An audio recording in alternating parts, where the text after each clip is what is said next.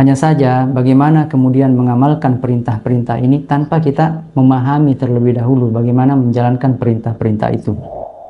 Misalnya di dalam Al-Quran kita diperintahkan wa aqimus sholah, dirikanlah sholat.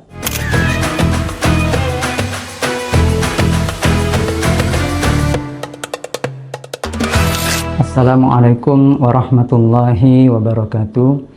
Sahabat Mabit yang dimuliakan Allah Subhanahu wa taala, alhamdulillah kita kembali bersyukur kepada Allah Subhanahu wa taala atas berbagai macam nikmatnya yang masih diberikan kepada kita semua. Salawat dan salam tak lupa kita curahkan kepada teladan kita Nabiullah wa Rasulullah Muhammad sallallahu alaihi wasallam. Sahabat Mabit yang dimuliakan Allah Subhanahu wa taala, sebagai seorang muslim kita diwajibkan untuk senantiasa terikat dengan syariat Allah Subhanahu wa taala. Ini sebagaimana difirmankan Allah Subhanahu wa taala di surah Al-Ahzab ayat 36. Allah Subhanahu wa taala berfirman, "Wa ma kana lil mu'minin wa la mu'minatin idza qadallahu wa rasuluhu amran ay yakuna lahumul khiyaratu min amrihim."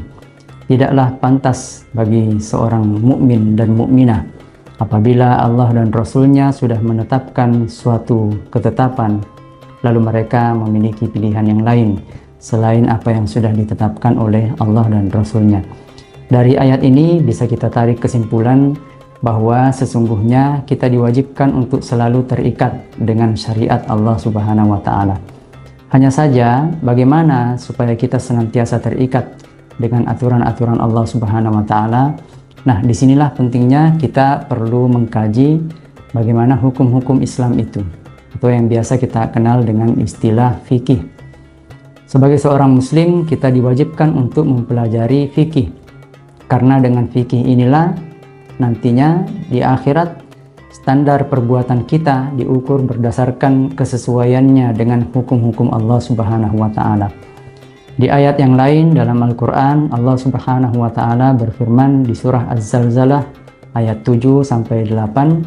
Allah Subhanahu wa ta'ala menegaskan, "Wa may ya'mal mithqala dzarratin khairan yarah, wa may ya'mal mithqala dzarratin syarran yarah." Siapa saja yang melakukan suatu kebaikan, maka dia akan mendapatkan balasannya di akhirat. Dan siapa saja yang melakukan kejahatan, maka dia pun akan merasakan balasannya di akhirat. Oleh karena itu, sahabat Mabit yang dimuliakan Allah Subhanahu wa taala, disinilah pentingnya kita perlu terus mempelajari hukum-hukum Islam atau fikih. Dengan itulah yang akan menjadi modal bagi kita untuk melakukan perbuatan-perbuatan kita agar senantiasa sesuai dengan aturan-aturan Islam. Dalam sebuah hadis yang diriwayatkan oleh Imam Bukhari dari jalur Muawiyah bin Abi Sufyan, Rasulullah sallallahu alaihi wasallam menyatakan, "Man yuridillahu bihi khairan yufaqihu fiddin." Siapa saja yang dikehendaki kebaikan oleh Allah Subhanahu wa taala, maka dia diberikan pemahaman dalam agama ini. Sahabat Mabit yang dimuliakan Allah Subhanahu wa taala, oleh karena itu setiap perintah yang datang dalam Al-Quran kita harus mengamalkannya. Begitu juga perintah-perintah Nabi Shallallahu Alaihi Wasallam. Hanya saja bagaimana kemudian mengamalkan perintah-perintah ini tanpa kita memahami terlebih dahulu bagaimana menjalankan perintah-perintah itu. Misalnya di dalam Al-Quran kita diperintahkan wa aqimus sholah, dirikanlah sholat. Tidak mungkin kita bisa mendirikan sholat tanpa terlebih dahulu mempelajari fikih seputar sholat. Begitu juga dalam surah Al-Baqarah 183, Allah Subhanahu wa taala berfirman, "Kutiba alaikumusiyam", diwajibkan bagi kita untuk berpuasa. Nah, sementara tidak mungkin kita bisa menjalankan puasa yang diwajibkan itu tanpa terlebih dahulu memahami atau membaca, mengetahui fikih seputar puasa. Dan begitulah seterusnya. Semua perintah dan larangan dalam nas perlu kita jalankan.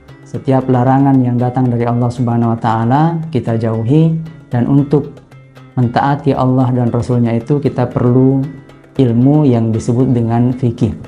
Nah, oleh karena itu untuk beberapa episode ke depan kita akan mengkaji beberapa persoalan fikih yang mudah-mudahan itu bisa menjadi modal bagi kita untuk beramal, khususnya barangkali yang berkaitan dengan Ramadan kita. Wallahu a'lam bishawab. Wassalamualaikum warahmatullahi wabarakatuh.